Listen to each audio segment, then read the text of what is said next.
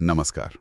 आज हम एक बहुत ही मार्मिक और सोचने पर मजबूर करने वाली कहानी पर गहराई से बात कर रहे हैं। हाँ। हमारे पास शांतिज बर्डन, होम मेकर्स प्लाइट नाम के एक लेख के कुछ हिस्से हैं। ये शांति नाम के गृहिणी के जीवन का बस एक दिन दिखाते हैं। सिर्फ एक दिन, लेकिन उसमें ही बहुत कुछ है। हाँ बिल्कुल। तो ये शांति की कहानी है जिसके अरेंज मैरिज हुई थी और 4 बच्चे हैं। 4 बच्चे, और वो एक संयुक्त परिवार में मतलब जॉइंट फैमिली में रहती है। पति, सास ससुर और भी रिश्तेदार सब एक साथ। लेख उसके रोज के संघर्षों, जो उम्मीदें उससे रखी जाती हैं और जो चुनौतियां हैं, उनको सामने लाता है। तो आइए समझने की कोशिश करें कि ये विवरण शांति के अनुभवों के जरिए क्या गहरा संदेश दे रहा है। यहाँ जो दिलचस्प बात है ना, वो ये कि ये कहानी सिर्फ शांति की नहीं लगती। अच्छा। हाँ, ये उन अनगिनत महिलाओं के मतलब अदृश्य बोझ और उम्मीदों का एक आईना है जिनसे समाज आज भी घिरा हुआ है। ये दिखाता है कि कैसे जो पारंपरिक भूमिकाएं हैं और जो परिवार का ढांचा है, वो किसी एक इंसान पर कितना भारी पड़ सकता है। हाँ, ये पहलू तो बहुत महत्वपूर्ण है। कहानी में जैसे बताया है कि शांति का दिन सुबह 4 बजे शुरू होता है। सुबह 4 बजे? हाँ, घर की सफाई, फिर सबके लिए चाय नाश्ता, बच्चों को स्कूल भेजना, पति का टिफिन पैक करना, मतलब ये सब कुछ अकेले उसी की जिम्मे है। अकेले? और तो और जब वो अपने बच्चों को तैयार कर रही होती है ना, तो उसकी जेठानी आ जाती हैं। हाँ, मैंने पढ़ा। और कहती हैं कि उनके बच्चों और पति के लिए भी खाना बना दें।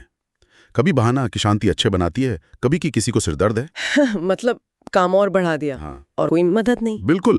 और फिर इसी काम के बोझ और बच्चों को जगाने की जल्दबाजी में उससे खाना जल जाता है और फिर उसे ताने सुनने पड़ते हैं। उफ, ये स्थिति दिखाती है कि घर के अंदर ही सपोर्ट कितना कम है। जरा भी नहीं। सही कहा। पति का सुबह देर होने पर चिल्लाना, सास का उसकी काबिलियत पर ही शक करना और हर बात में उसे ही दोषी ठहराना, ये सब शांति के मानसिक बोझ को बस बढ़ाते ही जाते हैं। लेख में ये भी पता चलता है कि कैसे उसकी सास उस पर ये इल्जाम लगाती है कि उसके माँ बाप ने उन पर कोई जादू टोना करवाया है। सच में? जादू टोने का? हाँ, और उसकी सुंदरता पर भी अफसोस जताती है। ये सिर्फ मतलब कड़वाहट नहीं है, ये एक तरह की मानसिक प्रताड़ना है। लेकिन मुश्किलें सिर्फ घर तक ही तो सीमित नहीं थी ना? है ना? नहीं, बिल्कुल नहीं। ये लेख उसके कामकाजी जीवन और जो उसकी आर्थिक स्थिति है उस पर भी थोड़ी रोशनी डालता है। हाँ, वो बाहर काम भी करती है। हाँ, उसे बच्चों के पेरेंट्स टीचर मीटिंग के लिए ऑफिस से निकलना पड़ता है। पति पहले मना कर देता है।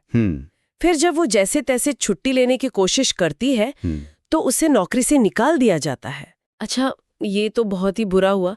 मतलब एक तरफ घर की जिम्मेदारियां, दूसरी तरफ नौकरी का ये हाल। और घर लौटने पे भी क्या, आराम तो भूल ही जाइए। थकी हुई है, लेकिन फिर भी पूरे परिवार को खाना परोसना पड़ता है। कोई पूछने वाला नहीं कि तुम थकी हो। बिल्कुल। शाम को दूध वाले का बिल देना है तो सासू से पैसे के लेन देन से रोक देती है, उसकी कमाई पर ताना मारती है। और तनख्वाह भी ले लेती है ना? हाँ, तनख्वाह ले लेती है, और अगर कम हो तो उस पर सवाल अलग से। तो ये घटनाएं जो हैं, ये सिर्फ एक दिन का हिसाब किताब नहीं है। ये असल में एक गहरी सामाजिक टिप्पणी है। विवरण ये भी बताता है कि कैसे एक महिला जो कभी पढ़ाई में इतनी अच्छी थी, होशियार थी, आज अपने ही बच्चों के सामने चुप रहने को मजबूर है। ये बात बहुत चुभती है। हाँ, और यहाँ एक बड़ा सबक शायद ये है कि सिर्फ पैसे कमाना मतलब आर्थिक स्वतंत्रता ही काफी नहीं है। जो पारंपरिक भूमिकाओं का बोझ है, उससे आजादी मिलना भी उतना ही जरूरी है। सही। और ये सवाल खड़ा होता है कि क्या समाज महिलाओं को बस एक सेवा प्रदाता, एक सर्विस प्रोवाइडर के तौर पे ही देखता है? क्या उनके अपने अधिकार, उनकी पसंद, उनके आराम का कोई मूल नहीं? कहानी ये भी तर्क देती है कि ये जो मातृत्व है या घर की देखभाल है, ये सिर्फ महिलाओं की ही जिम्मेदारी क्यों हो? ये काम तो मतलब लिंग भेद के बिना कोई भी कर सकता है। तो इस पूरे विवरण से जो मुख्य बात निकल कर आ रही है वो ये है कि शांति के जरिए हमें उन अनगिनत महिलाओं की जिंदगी की एक झलक मिलती है जो घर और बाहर इस दोहरे बोझ तले दबी हुई हैं।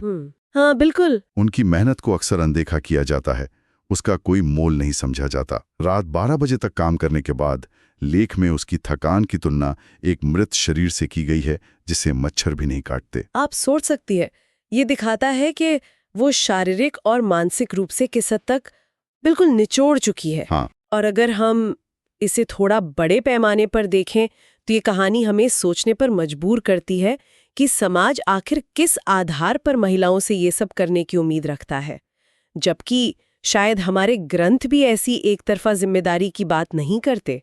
ये एक अच्छा पॉइंट है। हाँ, ये जो लेने और देने का रिश्ता होता है, उस पर सवाल उठता है कि क्यों सारा बोझ सिर्फ महिलाओं पर ही डाल दिया जाता है। तो अंत में ये कहानी एक सवाल, एक विचार हमारे सामने छोड़ जाती है।